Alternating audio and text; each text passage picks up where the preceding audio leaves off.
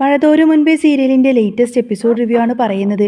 വൈജയന്തിയുടെ അഹങ്കാരത്തിനും ധാർഷ്ട്യത്തിനും മുന്നിൽ തങ്ങളുടെ വാക്കുകൾക്ക് യാതൊരു വിലയുമില്ലെന്ന് ഗംഗാധര മേനോനും മാലതിയും പൂർണ്ണമായും തിരിച്ചറിഞ്ഞിരുന്നു. ബാലചന്ദ്രനുമായുള്ള ബന്ധത്തിൽ വിള്ളൽ വീണ്ടും വലുതാകുന്നത് കണ്ട് അവർ അവസാന ശ്രമമെന്ന നിലയിൽ മനുവുമായിട്ട് സംസാരിക്കാൻ തീരുമാനിച്ചു. മനു പറയുന്നത്, അങ്കിളിനും ആൻറ്റിക്കും ഇപ്പോഴെങ്കിലും കാര്യം മനസ്സിലായല്ലോ. മനു നിരാശയോടെ പറഞ്ഞു. എൻ്റെ കണ്ണിൽ ആൻറ്റി തന്നെയാണ് പൂർണ്ണ തെറ്റുകാരി.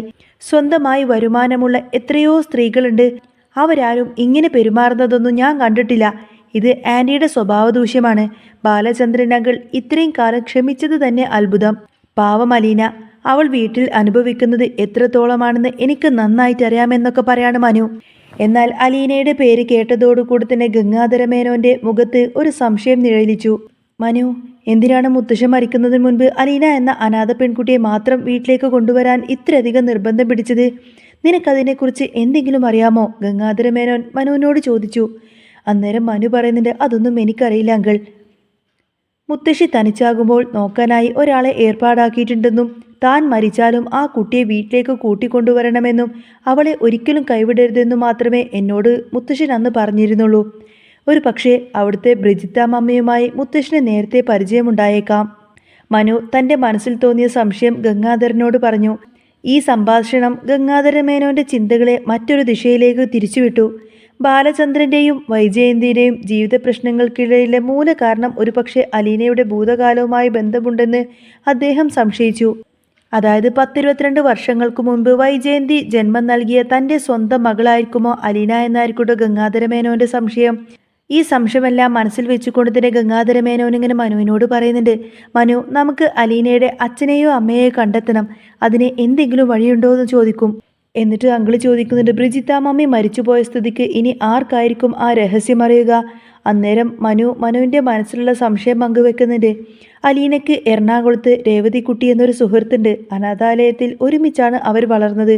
ഒരു പക്ഷേ അവർക്ക് എന്തെങ്കിലുമൊക്കെ അറിയാമായിരിക്കും. മനു അതിന് മറുപടി നൽകി. എങ്കിൽ നമുക്ക് ഇപ്പോൾ തന്നെ പോവാം എറണാകുളത്തേക്ക്. ഗംഗാധര മേനോൻ പെട്ടെന്ന് ഇങ്ങനെ ഒരു തീരുമാനമെടുത്തു. അങ്ങനെ അവർ 3 പേരും, ഗംഗാധര മേനോനും മനുവും മാലതിയും കൂടെ ചേർന്നിട്ട് നേരെ എറണാകുളത്തേക്ക് തിരിക്കാണ്. പോകുന്ന വഴിക്ക് രേവതിക്കുട്ടി എവിടെയാണെന്നുള്ള കാര്യമൊന്നും മനുവിന് അറിയില്ലല്ലോ. അതുകൊണ്ട് തന്നെ മനു തന്ത്രപരമായി അലീനയെ ഫോൺ ചെയ്തു. എന്നിട്ട് പറയുന്നുണ്ട്, താൻ ഒരു സുഹൃത്തിനെ കാണാൻ വേണ്ടിയിട്ട് എറണാകുളത്തേക്ക് വന്നതാണെന്നും വന്ന സ്ഥിതിക്ക് രേവതിക്കുട്ടിയെന്ന് കാണാമെന്ന് വിചാരിച്ചു. രേവതിക്കുട്ടിയുടെ ഫോൺ നമ്പർ ഒന്ന് വേണമായിരുന്നു എന്ന് കള്ളം പറയാണ്.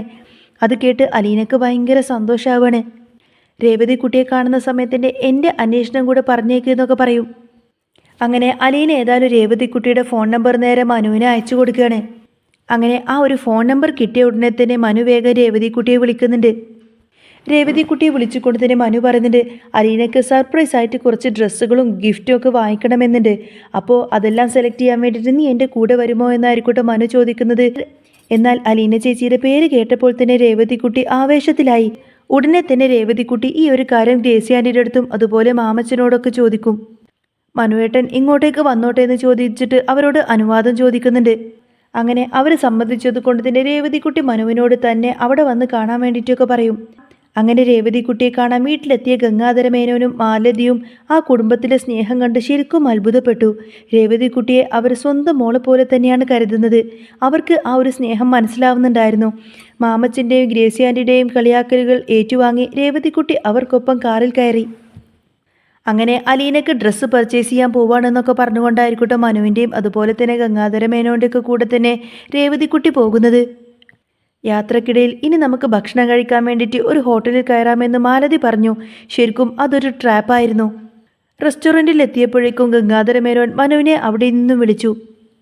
ഗംഗാധര മേനോൻ മനുവിനോട് പറയുന്നുണ്ട്, മനു, എനിക്ക് രേവതിക്കുട്ടിയോട് ചില കാര്യങ്ങൾ തനിച്ചൊന്ന് സംസാരിക്കണം.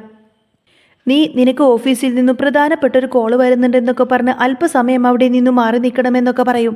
എന്നാൽ ഇവരുടെ പദ്ധതി എന്താണെന്ന് മനസ്സിലാക്കിക്കൊണ്ട് തന്നെ മനു അതിന് സമ്മതിച്ചു എന്ന് മാത്രമല്ല, അങ്ങനെ അഭിനയം നടിച്ചുകൊണ്ട് തന്നെ രേവതിക്കുട്ടിയോട് പറഞ്ഞിട്ട്, രേവതിക്കുട്ടി, എനിക്ക് അർജൻറ്റായിട്ട് ഓഫീസ് വരെ ഒന്ന് പോകണം. ഞാൻ പെട്ടെന്ന് തന്നെ വരാൻ കേട്ടോ. നീ കുറച്ചു നേരം ഇവരുടെ കൂടെ നിൽക്കുക എന്നൊക്കെ പറഞ്ഞുകൊണ്ട് തന്നെ മനു രേവതിക്കുട്ടിയെ അവിടെ ഗംഗാധരനും മാലതിക്കൊപ്പമാക്കിയിട്ട് അവിടെ നിന്നും പെട്ടെന്ന് തന്നെ പോകുന്നുണ്ട്. എന്നാൽ മനുവേട്ടൻ അവിടെ നിന്നങ്ങ് പോയതോടുകൂടെ തന്നെ പെട്ടെന്ന് തനിച്ചായ രേവതിക്കുട്ടിക്ക് ഒരല്പം അങ്കലാപ്പ് തോന്നി. മാലതി അവളെ സമാധാനിപ്പിച്ചു. മോളിങ്ങനെ പേടിക്കാതെ. മോളുടെ ഗ്രേസി ആൻറ്റിയെ പോലെ തന്നെയല്ലേ ഞങ്ങൾ എന്നൊക്കെ പറഞ്ഞു കൊടുത്തതിനെ മാലതി അവളോട് കൂടുതൽ ഇടപഴകാൻ ശ്രമിക്കും. മാലതി ചോദിക്കുന്നുണ്ട്, മോൾക്ക് അലീനെ അത്രമാത്രം ഇഷ്ടമാണല്ലേ എന്ന് ചോദിക്കും. അന്നേരം രേവതിക്കുട്ടി പറയുന്നുണ്ട്, അലീന ചേച്ചി എനിക്ക് എൻ്റെ സ്വന്തം ചേച്ചിയെ പോലെ തന്നെയാണ്. എന്നെ വളർത്തിയത് തന്നെ എൻ്റെ ചേച്ചിയാണ്. പിന്നെ അലീനെ പറ്റി ചോദിച്ചപ്പോഴേക്കും രേവതിക്കുട്ടി വാചാലയായി. ആ സംഭാഷണത്തിൽ തന്നെ ഗംഗാധരമേനോൻ തൻ്റെ ആ ഒരു പ്രധാന ചോദ്യം ചോദിച്ചു. അലീനയെ പറ്റിയിട്ട് രേവതിക്കുട്ടി ഇങ്ങനെ നിർത്താതെ സംസാരിച്ചുകൊണ്ടിരിക്കുന്ന സമയത്തായിരിക്കട്ടെ ഗംഗാധരൻ ചോദിക്കുന്നത്, അലീനയുടെ അമ്മ ആരാണെന്ന് മോൾക്ക് അറിയാമോ എന്ന് ചോദിക്കും. എന്നാൽ പെട്ടെന്ന് ആ ഒരു ചോദ്യം കേട്ടതോടുകൂടി തന്നെ രേവതിക്കുട്ടിക്കൊരു ഞെട്ടലായിരിക്കും. പെട്ടെന്നൊരു ഷോക്കേറ്റതുപോലെ ആകെ പതർച്ചയോട് രേവതിക്കുട്ടി ഇങ്ങനെ നിൽക്കുകയാണ്. രേവതിക്കുട്ടിയുടെ ആ ഒരു ഭാവം മാത്രം മതിയായിരുന്നു.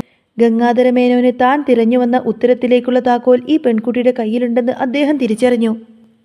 വൈജയന്തി തന്നെയായിരിക്കും ഒരു പക്ഷേ അലീനയുടെ അമ്മ.